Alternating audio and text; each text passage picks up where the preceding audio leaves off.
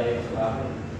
Kailangan pilit ka magpipilit. Di ba pilit lang kasi bayaan ang makaral mo. Sayang ang pundasyon mo eh. You waste a lot of time, you wasted a lot of time, money, tapos hindi mo itutuloy mo lang yung tolerate something special inside.